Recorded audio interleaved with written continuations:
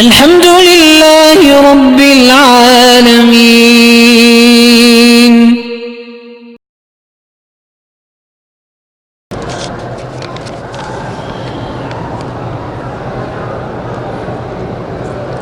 میں 7 ماہ کی حاملہ عورت ہوں، مجھے سجدے کرنے میں تکلیف ہوتا ہے. آگے کوئی چیز رکھ لیں، اس پہ سجدہ کر لیا کریں، کوئی بات نہیں. اگر واقعی آپ مجبور ہیں. یا کا معنی ہوتا ہے ندا، پکارنا، جیسے یا اللہ، یا رحمان، یا رحیم. اس لیے یا رسول اللہ دور سے پکارنا جائز نہیں ہے، کیونکہ پکارا اسی کو جاتا ہے جو سنے، پکارا اسی کو جاتا ہے جو ہماری مدد کرے. اس لیے اللہ کے سوا حرف ندا کسی کے لیے جائز نہیں.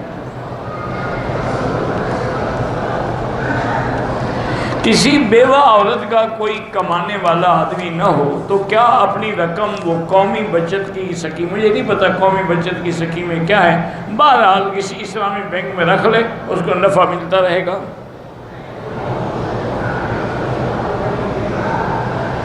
میں نے منت مانی ہے کہ ہر مہینے روزے رکھوں گی، تو باہر رکھنے سے پہلے شوہر سے ضرور پوچھیں گی.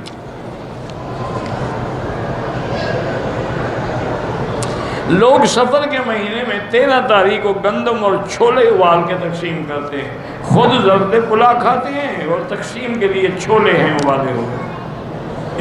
اس سے بڑی گستاخی ہے اس مہینے کی بے ادبی میں. سفر المظفر، یہ تو کامیابیوں کا مہینہ ہے.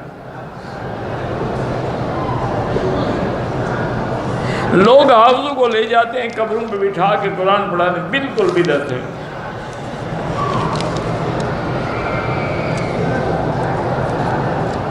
میری بیوی پر جنات کے اثرات ہیں، تو کسی عالم کو یا کسی پیر کو یا ماہر کو گھر میں لا سکتے ہیں جن نکالنے کے لیے. وہ جن شاید نکال لے لیکن خود چمٹ جائے، پھر کیا کرو گے؟ اس لیے کسی کو گھر میں نہ لائیں. سورۃ البقرہ اس کو فیڈ کر کے ٹیلی فون میں دے دیں، ہیڈ فون لگا کے سنا کرے. یہ جتنا ہے نا اس قسم کے پیر جو گھروں میں آ کے جن نکالتے ہیں، یہ خود چمٹ جاتے ہیں.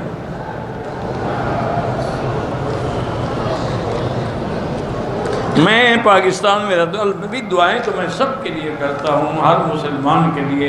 آج بھی ایک دوست نے لکھا تھا ان کے بچوں کو تکلیف ہے. اللہ ہر مسلمان کے بچوں کو شفا عطا فرمائے، صالح فرمائے، بیماریاں دور فرمائے، پریشانیاں دور فرمائے. ہمارا کام مانگنا ہے، اور یہ مانگنا بھی ہمارے بس میں نہیں جب اللہ توفیق نہ دے مانگنے کی.